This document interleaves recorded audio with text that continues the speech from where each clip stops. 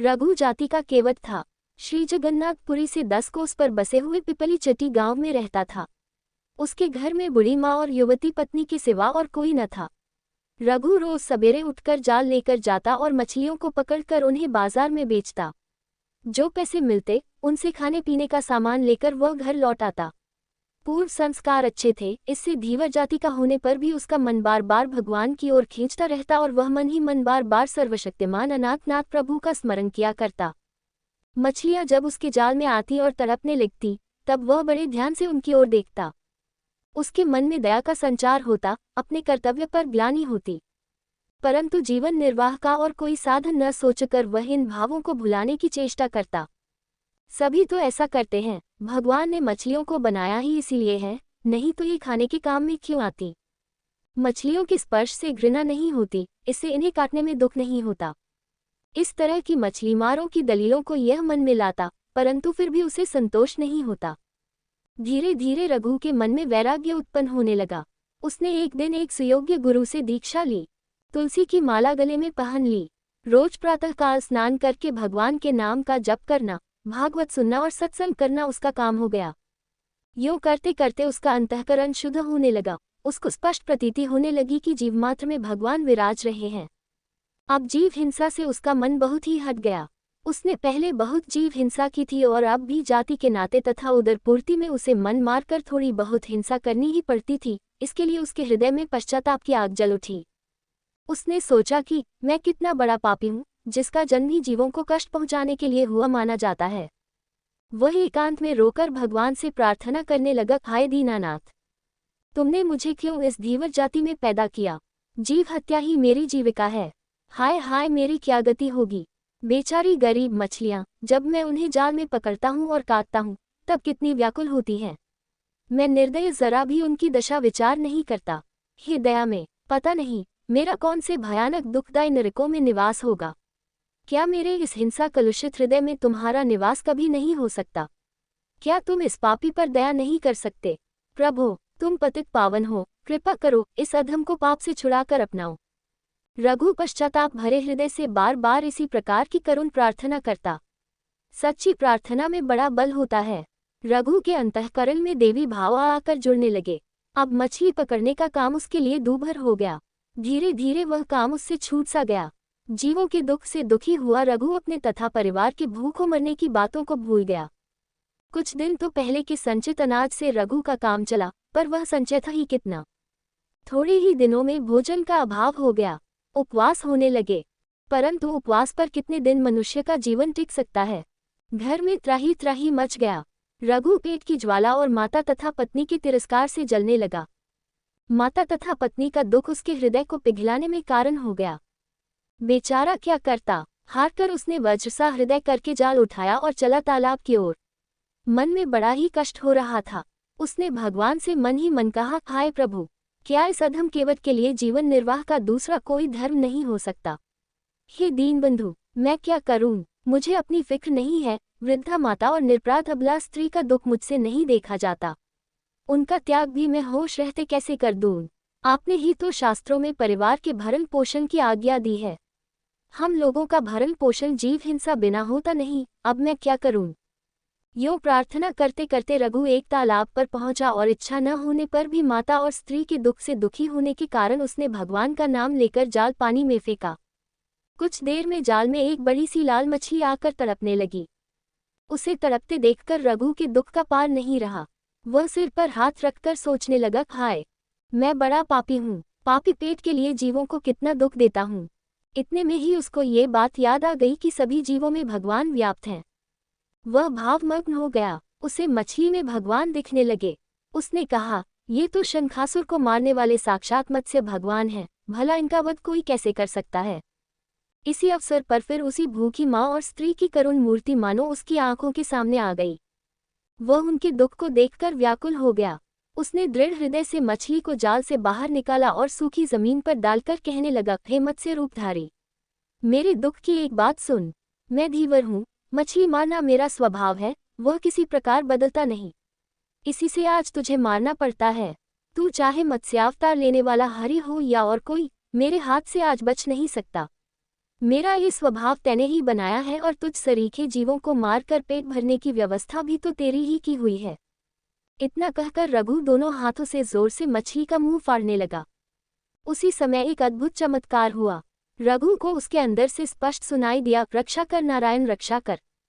रघु चकित हो गया, उसका मन बदल गया, अपूर्व आनंद से उसका हृदय भर गया। वह मछली को उठाकर गहन वन की ओर चला। वहां एक पहाड़ था। पहाड़ों में छोटे बड़े सैकड़ों झरने बह रहे थे। उन झरनों के जल से वहां बहुत से जल के कुंड भरे थे। रघु ने वहां जाकर एक बड़े से कुंड में मछली को छोड़ दिया। जल के मिलने से मछली को जितना आनंद हुआ, उससे कहीं अधिक आनंद और संतोष रघु को हुआ। रघु भगवान के प्रेम में पागल सा हो गया। वह इस बात को भूल गया कि मैं माता और स्त्री को भूख से तड़पती हुई घर में छोड़कर आया हूँ। रघु वहीं बैठ गया और हाथ जोड़कर कहने लगा, मछली के अंदर से यह प्रिय नारायण का नाम मुझको किसने सुनाया? वह एक बार मुझे दर्शन क्यों नहीं देता? केवल शब्दरूप दर्शन से ही काम नहीं चलेगा, साक्षात अपनी दिव्य मूर्ति के दर्शन कराने पड़ेंगे। तुम्हारे अमृतमय स्वरों को सुनकर मैं समझ गया हूँ कि तुम बहुत ही सुंदर हो। अब तुम कृपा करके अपनी असीम सौंदर्यमय छवि मुझे स्पष्ट दिखलाओ। एक बार तो दिखला ही दो। मैं ये प्रण करता हूँ कि बिना तुम्हारा दर्शन पाए यहाँ से नहीं उठूं। इस प्रकार कहकर रघु नारायण मंत्र का जप करने लगा। 3 दिन बीत गए, परंतु रघु नाम स्मरण में इतना अधिक तल्लीन था कि उसे समय का कुछ पता ही नहीं लगा।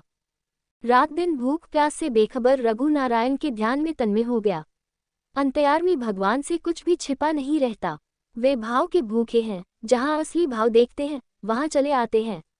आज नारायण एक वृद्ध ब्राह्मण के रूप में रघु के सामने प्रकट होकर रघु को पुकारकर कहने लगे, अरे तपस्वी, तू कौन है? इस घोर वन में अकेला किस बात के लिए तपस्या कर रहा है? तेरा नाम क्या है? तू किस जाति का है और कहाँ रहता है?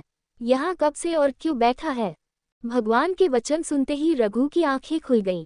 उसने अपने पास एक वृद्ध ब्राह्मण को खड़े देखकर प्रणाम करके कहा, ब्राह्मण देवता, आपके चरणों में ये दास प्रणाम करता है। मैं कौन हूँ, क्यों बैठा हूँ, इन सब बातों के जानने से आपको क्या प्रयोजन है?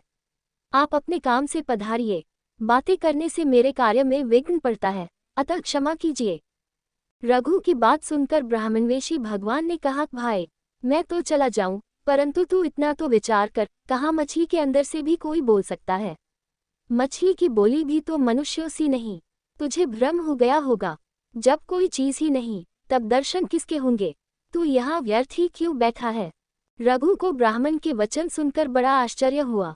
उसने सोचा, इन्होंने मछली की घटना क्यों कर जान ली? यदि जान ही ली तो फिर यह ऐसी बातें क्यों कर रहे हैं? शायद मेरी परीक्षा कर रहे हैं। कुछ सोचकर रघु ने कहा, महाराज, मैं क्या इस बात को जानता नहीं कि एक प्रभु ही सब जीवों में व्याप्त हैं? व्यापक ही क्यों, वही अनेक रूपों में प्रकट हो रहे हैं। माना कि मैं बड़ा पापी हूँ, जीवों के खून से मेरे हाथ और मेरा हृदय रंगा हुआ है, पर क्या मुझ जैसे पापी पर भगवान दया नहीं करते? आप कहते हैं मछली की बोली मनुष्यों सी नहीं, सो ठीक है, परंतु ये तो बतलाए, मछली के शरीर से कौन बोल रहे हैं? वे बोलने वाले तो मेरे प्रभु ही हैं। वे कौन सी बोली नहीं बोल सकते? क्या आप मेरी परीक्षा कर रहे हैं? प्रभु, कृपा करके मुझे ऐसा उपाय बताइए जिससे मुझे उन सर्वव्यापक करुणामय भगवान नारायण के प्रत्यक्ष दर्शन हो। आप ही तो वे नारायण नहीं हैं जो मुझे छल रहे हैं। नाथ, प्रकट होइए, अब क्यों इस अधम को तरसाते हैं? वे गंभीर स्वर से बोले, बेटा रघु, तेरी एक निष्ठा को धन्य है। मैं तेरे लिए ही वैकुंठ को छोड़कर यहाँ निर्जन वन में दौड़ा आया हूँ। मैंने ही मछली के अंदर से तुझे नारायण नाम सुनाया था। बता, अब तुझे विश्वास हुआ या नहीं? रघु ने कहा, भगवान, आप जो कुछ कहते हैं सो सत्य है, परंतु मैं निपट निबोध हूँ। मुझे अभी आपकी भक्ति के प्रताप से वे दिव्य नेत्र नहीं मिले हैं कि मैं प्रत्येक रूप में आपको पहचान सकूं। मेरे सामने तो आप अपने उसी शंख चक्र गदा पद्धारी चतुर्भुज स्वरूप से प्रकट होइए। हे दयानिधे, मैं अंधा हूँ, पापकुलुषित हृदय हूँ, मुझे भक्ति रूपी आंखें दीजिए और पर्दा उठाकर अपने दिव्य दर्शन कराइए। आपने मछली के वेश में दर्शन देकर मुझे अपने घर बार, कुटुंब, देश, आहार, निद्रा आदि के बंधन से छुड़ा दिया। अब ब्राह्मण वेश में दर्शन देकर क्या प्राण भी छुड़ाना चाहते हैं? अच्छी बात है, जब तक आपके वैकुंठ निवासी स्वरूप के दर्शन नहीं होंगे, तब तक मैं अन्न जल ग्रहण नहीं करूंगा। हे करुणामय, अब आपने स्वाभाविक करुणा की प्रेरणा से जाति, कुल, श्रौच, सदाचार और पुण्य आदि की विचार न करके इस अधम को अपना लिया है। तब फिर अपनी भवन मोहिनी मूर्ति के दर्शन कराने में क्यों हिचकते हैं। यूं कहते कहते रघु भगवान के चरणों में लिपट गया। भक्त की प्रेमभरी वाणी सुनते ही भगवान ने अपने दिव्य चतुर्भुज स्वरूप से प्रकट होकर उसे दर्शन दिए और वर मांगने के लिए कहा। भक्तवत्सल भगवान के दिव्य दर्शन पाकर रघु कृतार्थ हो गया। मुदित हृदय से वह टकटकी लगाए दिव्य रूप सौंदर्य का पान करने लगा। वंदन कर बोला, वरदान क्या मांगूं। उसने नेत्रों से आनंद के आंसू बहाते हुए गदगद वाणी से कहा, आहा, मैं बहुत ही बड़भागी हूँ। मेरे समान भाग्यवान जगत में दूसरा कौन है। वे देवता भी जिनके दर्शन को तरस करते हैं, वे ही वैकुंठनाथ प्रभु आज मुझ अधम हिंसा जीवी धीवर के लिए कुशकंटकों से भरे इस घोर जंगल में खड़े हैं। इससे बढ़कर दया और क्या हो सकती है। धन्य है प्रभु आपकी करुणा को और भक्तवत्सलता को। अब मेरे लिए और क्या मांगना और पाना बाकी रह गया। आशीर्वाद दे जिससे मेरा हृदय निरंतर आपके ध्यान में ही तल्लीन रहे और ये नेत्र सदा सर्वदा सर्वत्र दिव्य मूर्ति के दर्शन किया करें। भगवान ने और भी वर मांगने को कहा। अब बेचारा रघु क्या कहे। उसने सोचा, भक्ति तथा भगवान के दर्शन से बढ़कर वरदान और क्या हो सकता है। ये दोनों चीजें तो भगवान ने दया करके दे ही दी। अब क्या मांगूं। हाँ, मेरा जीव हिंसा का स्वभाव पलट जाए, ये बात आवश्यक है। यद्यपि आज मेरे मन में जीव हिंसा की भावना भी नहीं है, परंतु जाति स्वभाव तथा पूर्वाभ्यास से कदाचित फिर कभी कोई कुकर्म बन जाए, इसलिए ये स्वभाव ही बदल जाना चाहिए। ये सोचकर उसने कहा, प्रभु, मांगने को तो कुछ भी नहीं रह गया, परंतु आपके आदेश से मैं एक बहुत छोटी सी चीज मांगता हूँ। जाति का धीवर होने के कारण मछली मारना ही मेरा पैतृक स्वभाव है। हम लोगों को दूसरी बात सूझती ही नहीं। जो बेचारे भूले हुए लोग आपके नाम पर या आपकी ही मात्र मूर्ति के नाम पर यज्ञ या पूजाओं में मूक पशुओं को मारते हैं, वे तो कामना के वशीभूत हो वह पापकर्म करते हैं। वे इस बात को भूल जाते हैं कि अपना ही अंग काटने से ही कोई प्रसन्न होता हो तो भगवान भी जीवों के हत्या से प्रसन्न हो सकते हैं, इसलिए वे जीव हत्या करते हैं।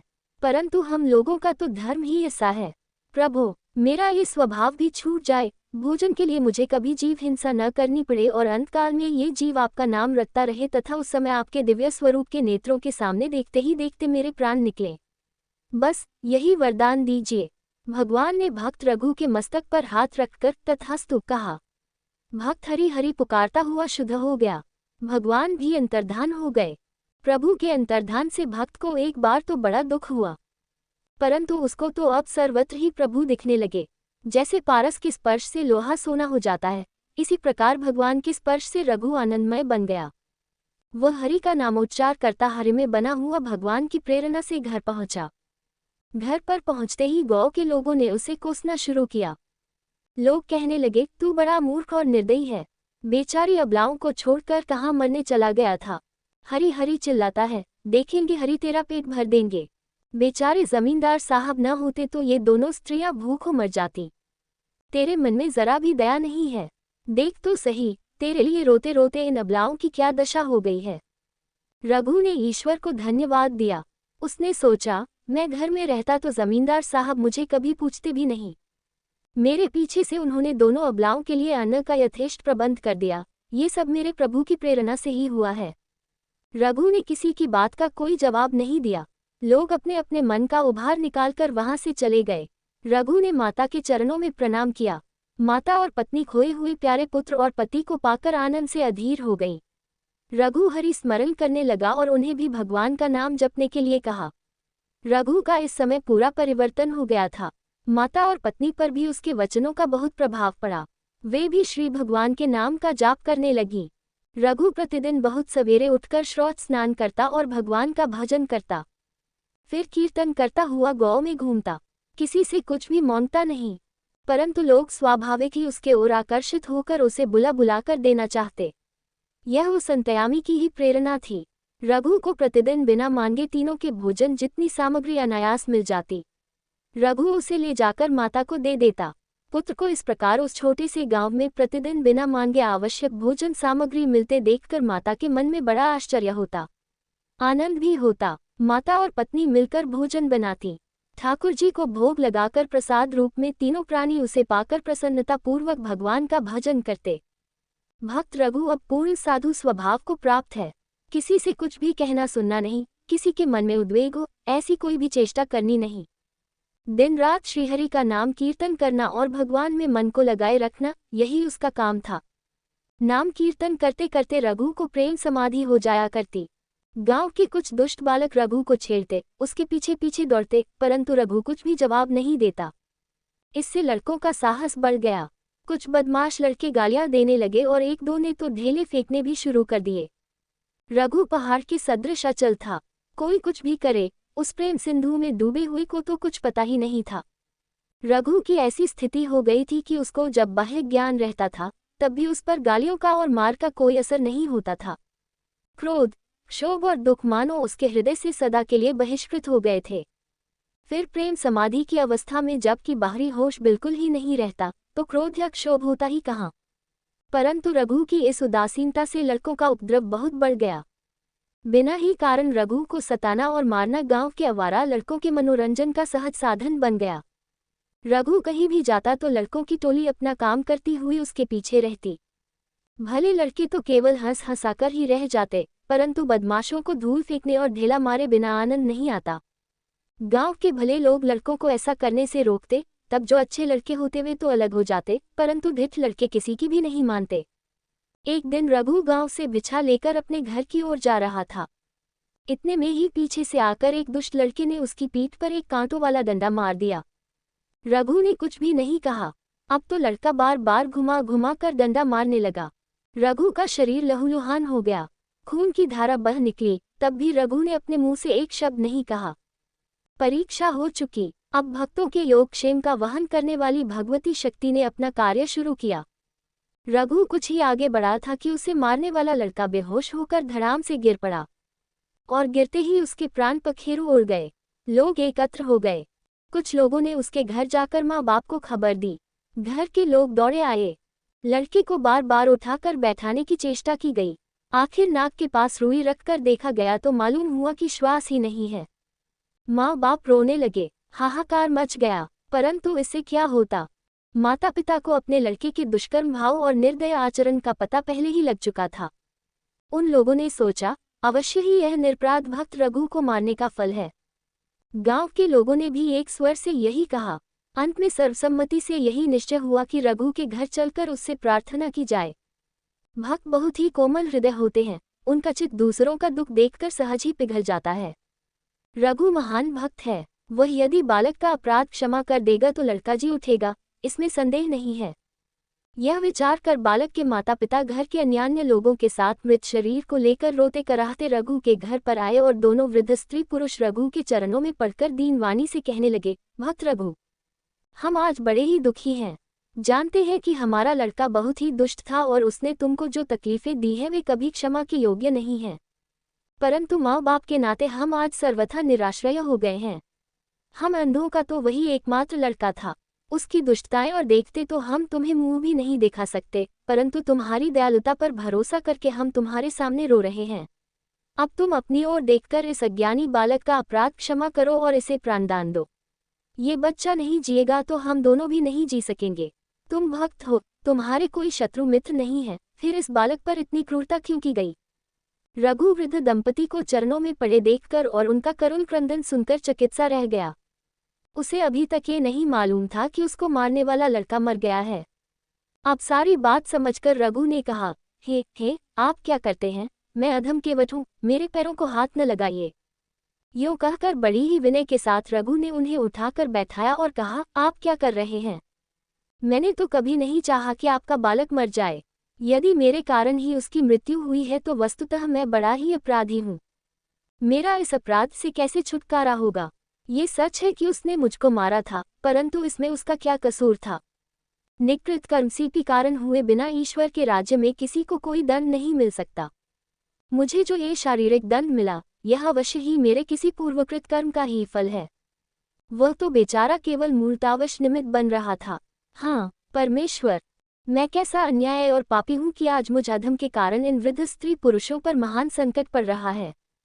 यदि वास्तव में मेरे मन में उस बालक के प्रति उसके द्वारा मुझ पर मार पड़ते समय भी कोई द्वेष न उत्पन्न हुआ हो तो हे प्रभु, दया कर बालक को जीवन दान दीजिए। यूँ कहते कहते रघु की आंखों से आंसुओं की धारा बह चली। उसने प्रेमावेश में कहा, भाइयों आओ, हम सब मिलकर श्री हरिनाम की धुन लगावें और बालक से उठ बैठने के लिए कहें। इतना सुनकर सबने मिलकर हरि कीर्तन आरंभ कर दिया। मृत बालक के चारों ओर घूम घूम कर गांव के सब लोग कीर्तन करने लगे। रघु केवट प्रेम में पागल होकर नाचने लगा और सब लोग मिलकर बालक को पुकार पुकार कर उठ बैठने के लिए कहने लगे। भक्त की दृढ़ श्रद्धा, भगवान नाम के महातत्व और भक्तवत्सल भगवान की कृपा के प्रभाव से देखते ही देखते बालक अंग मरोड़कर नींद से जागने की भांति उठ बैठा। बालक को जीवित देखकर माता पिता को जो आनंद हुआ उसकी कोई सीमा नहीं है। अब सभी लोग प्रेम मतवाले होकर परमोल्लास के साथ हरि हरि की ध्वनि करने लगे। दुष्ट बालक की भी मति बदल गई, वह भी हरि कीर्तन में मत हो गया। आनंद का सागर उमड़ उठा। सब लोग प्रेमानंद सुधा का पान करके मस्त हो गए। कुछ समय बाद रघु ने सबको भगवत भक्ति पर उपदेश प्रदान करके अपने अपने घर जाने को कहा। लोग विस्मय और आनंद में डूबे हुए घरों को लौटे।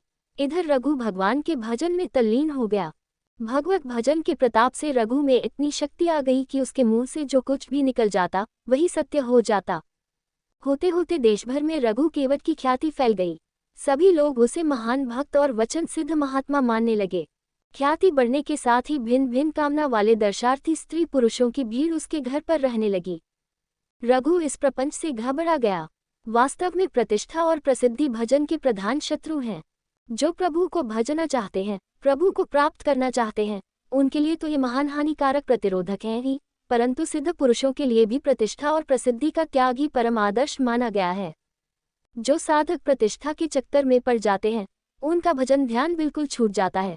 वे भगवत प्राप्ति के मार्ग से सर्वथा गिरकर बहुत दूर चले जाते हैं। रघु केवट बड़ा भाग्यवान था, इससे उसने इस लोक प्रतिष्ठा को शुकरी विष के समान समझकर सर्वथा त्याग कर दिया। वह घर छोड़कर निर्जन एकांत स्थान में रहने लगा।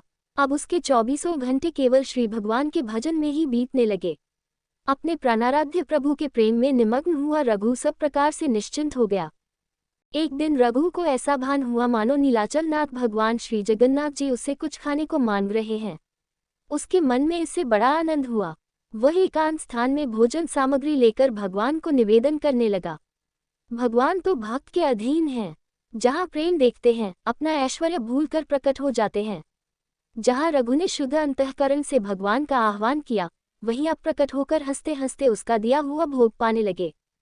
इधर ठीक उसी समय पुरी के महाराज ने श्री प्रभु के भोग के लिए नाना प्रकार के उत्तमोत्कृष्ट पवित्रान भोगमंडप में भेजे थे।